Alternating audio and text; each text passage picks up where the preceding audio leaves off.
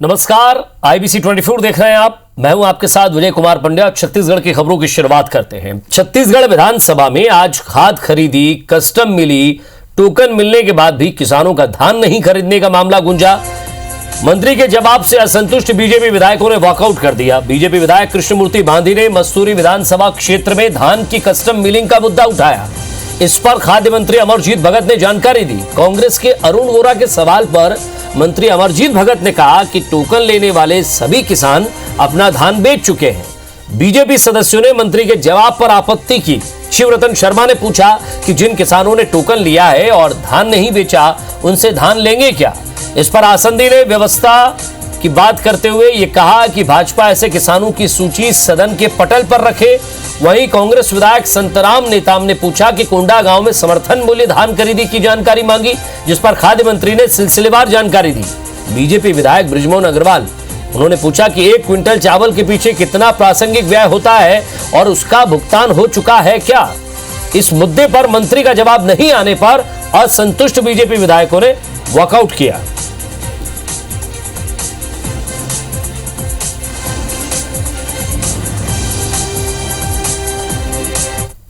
जो धान की खरीदी हुई, अभी भी उसका कस्टम मिलिंग नहीं हुआ है। इसलिए हम लोगों ने अध्यक्ष जी से मांग भी किया कि उसके संग्रहण केंद्र के भौतिक सत्यापन करा देने चाहिए और भौतिक सत्यापन करा करके कि वास्तविक में उसमें कितना नुकसान हुआ है, कितना मिलिंग करने लायक है, नहीं है, इस बात की सत्यापन में स्पष्ट दिखाई हो जाएगी कि कितना नुकसान हुआ है, कितना नहीं हुआ है।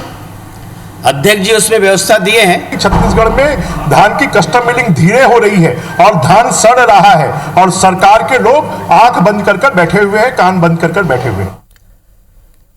और इधर छत्तीसगढ़ विधानसभा में आज से विभागवार बजट पर चर्चा शुरू हुई। पहले दिन गृह मंत्री ताम्रध्वज साहू और नगरीय प्रशासन मंत्री शिव डहरिया के विभागों के बजट पर उन प्रस्तावों पर चर्चा हुई।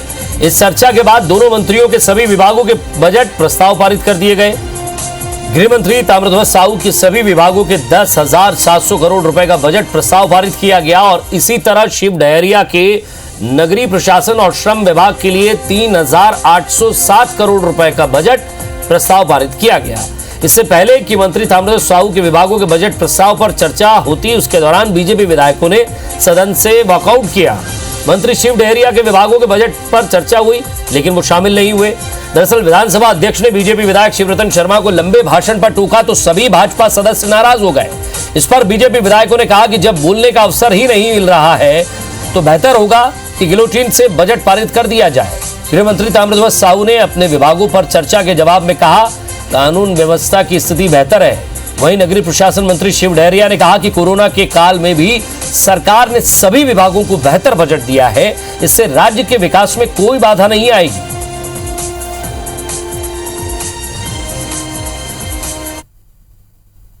जिस प्रकार से यहां पर अपराधों में वृद्धि हो रही है, ये छत्तीसगढ़ की पहचान बढ़ रही है, छत्तीसगढ़ की हाइट बढ़ रही है, रोकने में पुलिस नाकाम है। हर प्रश्न में आदरणीय अजय जी, आदरणीय शिवरतन जी को मौका मिलता है।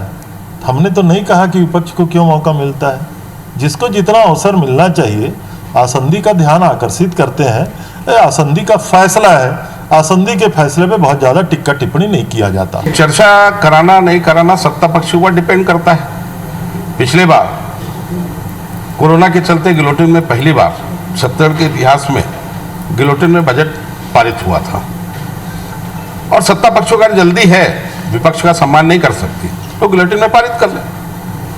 गृह विभाग में अन्य जो व्यय होता है उसके लिए 110 करोड़ और मांग संख्या 5 में जेल के लिए होता है 195 करोड़ का।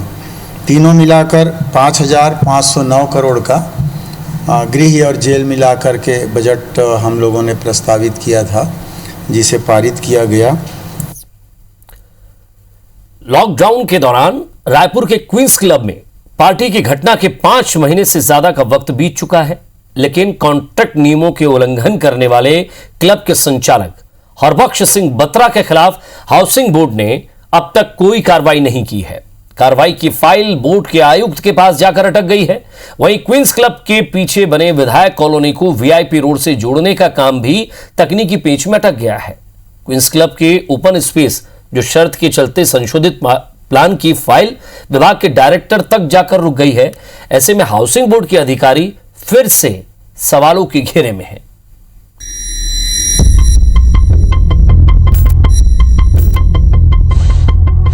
सख्त लॉकडाउन के बीच रायपुर के क्वींस क्लब में जन्मदिन की नशीली पार्टी के कई महीने बीत चुके हैं, लेकिन हाउसिंग बोर्ड के अधिकारी दोषी क्लब संचालक पर कार्रवाई करने को तैयार नहीं है।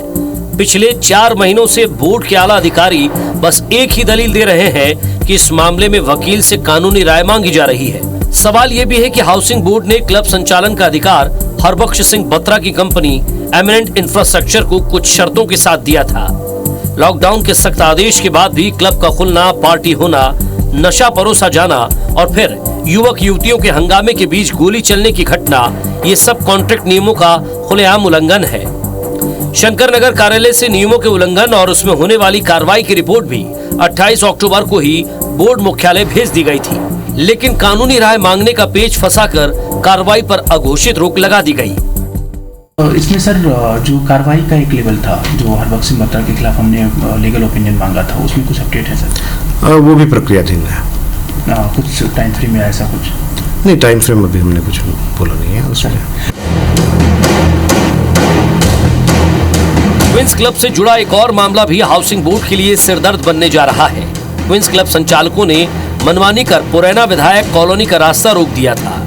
मामला विधानसभा में गूंजा तो सरकार हरकत में आई और विधायक कॉलोनी से वीआईपी रोड तक जाने का रास्ता बनाने के लिए संशोधित plan town and country planning विभाग को भेज दिया। लेकिन प्रस्तावित रोड की जगह क्लब की मार्जिन ओपन स्पेस में आने के चलते टेक्निकल पेच में फंस गया।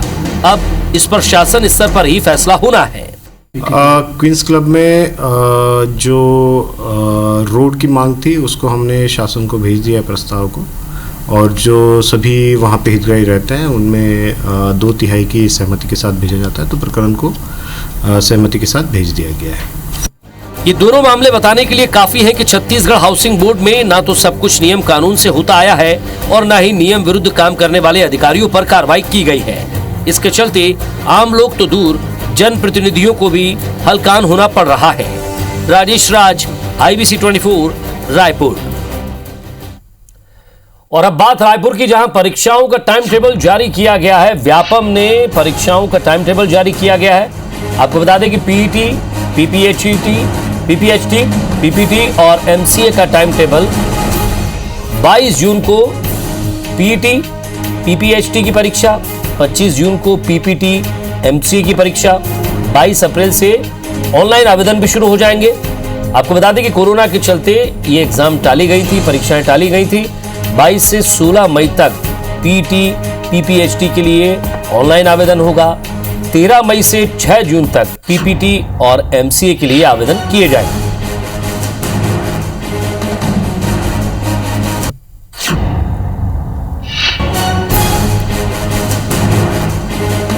तो बड़ी खबर आपको बता रहे हैं, परीक्षाओं का टाइम टेबल जारी किया गया है। व्यापम ने इन परीक्षाओं का टाइम टेबल जारी किया है। PET, PPHT, PPT और MCA का टाइम टेबल जारी किया गया है। 22 जून को PET, PPHT की परीक्षा, 25 जून को PPT, MCA की परीक्षा, 22 अप्रैल से ऑनलाइन आवेदन शुरू हो जाएंगे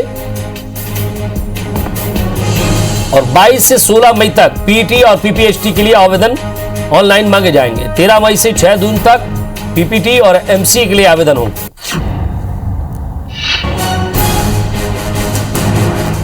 और ज्यादा बातचीत के लिए हमारे संवाददाता विनय वर्मा हमारे साथ जुड़ गए। विनय, लंबे समय से परीक्षाएं अटकी हुई थी कोरोना काल के बाद, अब एक रास्ता जरूर साफ हुआ है।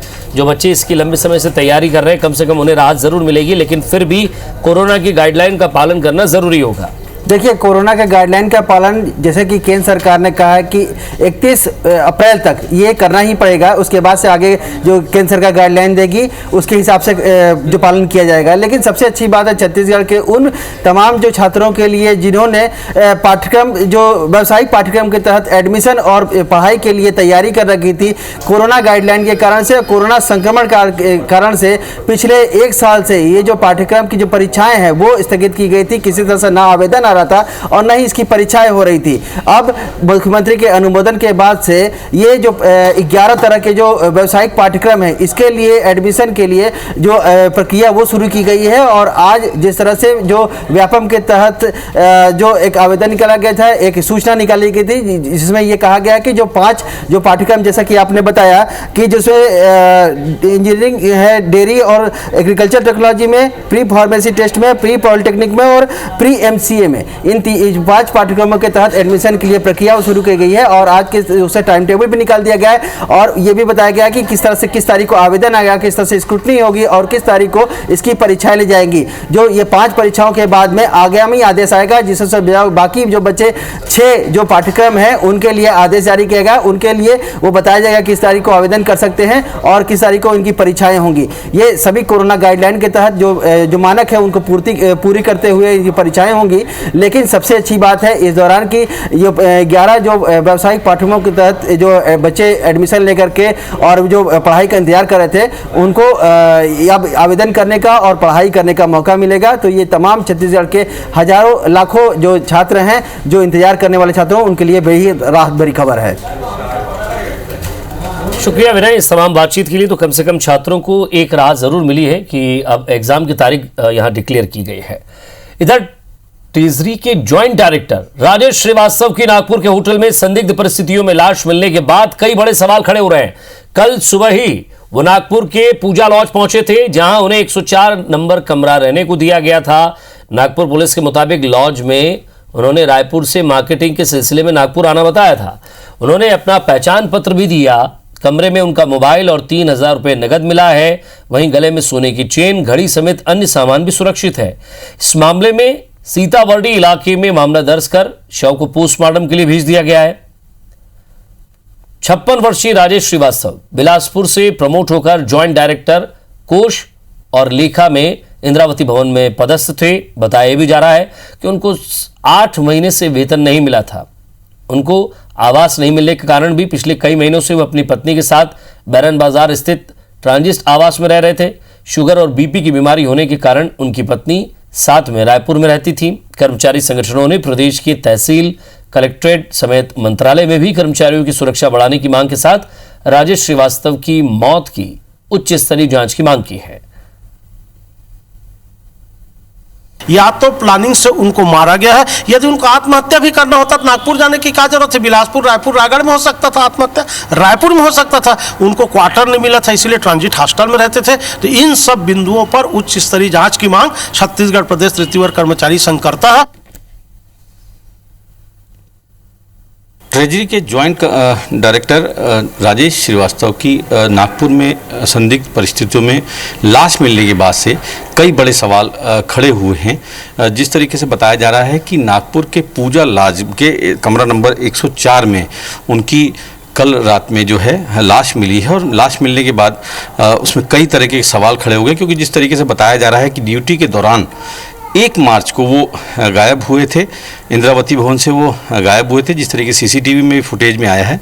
और इसी जो ट्रांजिट आवास है पेंशनवाड़ा में, वहाँ पे ये रहते थे 409 नंबर के कमरे में। और अभी जो है यहाँ ताला लगा है। बताया जा रहा है कि इनके परिवार वाले बिलासपुर गए हैं। यहाँ के जो लोग हैं उनसे हम यहाँ पे बात करने की कोशिश करते हैं कि उनका कैसा व्यवहार था, कब से वो यहाँ रह रहे थे। आप इनके पड़ोसी रहे हैं, ये कब से यहाँ रहने आए थे और कैसा व्यवहार था इनका? बहुत शांत किस्म के आदमी लगते थे और किसी से बात नहीं करते थे और लगभग 1 महीने से यहाँ रहे हैं। वैसे उसकी मिसेस भी वैसे बहुत शांत स्वभाव की थी। कोई बच्चे वगैरह इनके थे, कुछ थे? उनके बारे में नहीं बता पाऊँगा चूँकि हम बहुत कम मिलते जुलते हैं, अक्सर मतलब बात नहीं होती है। जिस तरीके से बता रहे हैं उनके पड़ोसी की वो काफ़ी गुमसुम रहते थे, उनकी पत्नी भी चुपचाप यहाँ पर रहती थी और पिछले 1 महीने से यहाँ पे रह रहे थे। लेकिन कई उनकी मौत के बाद कई बड़े सवाल जो हैं अभी भी यहाँ खड़े हैं कि क्या परिस्थितियाँ थीं कि वो यहाँ से नागपुर गए, क्या उनकी जो मौत हुई है वो आत्महत्या है या हत्या है। ये अभी भी कई तरीके की पहेली बनी हुई है। फिलहाल पुलिस जो है इस पूरे मामले में जुटी हुई है। अब देखने वाली बात होगी कि ये रहस्य से पर्दा कब तक उठता है। कैमरामैन संजीव के साथ तहसीन जैदी, IBC 24 रायपुर। प्रधानमंत्री नरेंद्र मोदी को कल वार्षिक अंतर्राष्ट्रीय ऊर्जा सम्मेलन के दौरान CERAWeek global energy and environment leadership award से नवाजे जाएंगे। प्रधानमंत्री मोदी सेरावीक सम्मेलन 2021 में अपना मुख्य भाषण भी देंगे। इस सम्मेलन का आयोजन 5 मार्च तक किया जाएगा। अनुराग कश्यप और तापसी पन्नू समेत कई फिल्मी जगत से जुड़े लोगों पर आयकर विभाग ने कार्रवाई की है। कार्रवाई पर केंद्रीय प्रत्यक्ष कर बोर्ड सीबीडीटी ने कहा है कि 300 करोड़ रुपए के कथित संदेहास्पद रकम के बारे में अधिकारी जवाब नहीं दे पाए। सीबीडीटी ने कहा कि 5 करोड़ कैश के लेन देन और 20 करोड़ रुपए के बोगस लेन देन का भी पता चला है। न्यूजीलैंड के भूकंप के तेज झटके महसूस किए गए हैं। रिएक्टर स्केल पर भूकंप की तीव्रता 7.1 मापी गई है। न्यूजीलैंड के उत्तर आइलैंड में शाम 6:57 में भूकंप के झटके महसूस किए गए। भूकंप से अभी जानमाल के नुकसान की खबर नहीं मिली है। अहमदाबाद में खेले जा रहे चौथे टेस्ट मैच का पहला दिन भारत के नाम रहा। अक्षर पटेल और रविचंद्रन अश्विन के स्पिन अटैक के सामने इंग्लैंड के बल्लेबाज फिर बेबस दिखे और पूरी टीम पहली पारी में सिर्फ 205 रनों पर सिमट गई। भारत ने दिन का खेल खत्म होने तक एक विकेट खोकर 24 रन बना लिए हैं और इंग्लैंड के स्कोर से 181 रन पीछे है। साम चुनाव के लिए बीजेपी नेताओं को प्रचार प्रसार की जिम्मेदारी सौंपी गई है। संतोष पांडे, संजय श्रीवास्तव, किरण देव, पूर्व एमएलए नवीन मार्कंडे सहित बीजेपी के 22 सीनियर नेताओं की सूची प्रचार के लिए बनी है। वहीं प्रदेश संगठन महामंत्री पवन साय ने पहले ही असम में मोर्चा खोल रखा है। रायपुर जिले के अमनपुर स्थित आमनेर में महज 100 रुपए की शर्त जीतने के चक्कर में युवक मोबाइल टावर पर चढ़ गया, जिसे उतारने के लिए पुलिस और प्रशासन की टीम को काफी मशक्कत करनी पड़ी। वहीं युवक के खिलाफ प्रतिबंधात्मक कार्रवाई करते हुए जेल भेज दिया गया है। सुकमा कलेक्टर विनीत नंदनवार ने कुंटा ब्लॉक के अति संवेदनशील कहे जाने वाले मरईगुड़ा गांव का दौरा किया, जहां उन्होंने जन चौपाल लगाकर ग्रामीणों की समस्याएं सुनी और ज्यादातर समस्याओं का मौके पर ही समाधान किया, जिससे ग्रामीणों ने खुशी जाहिर की है।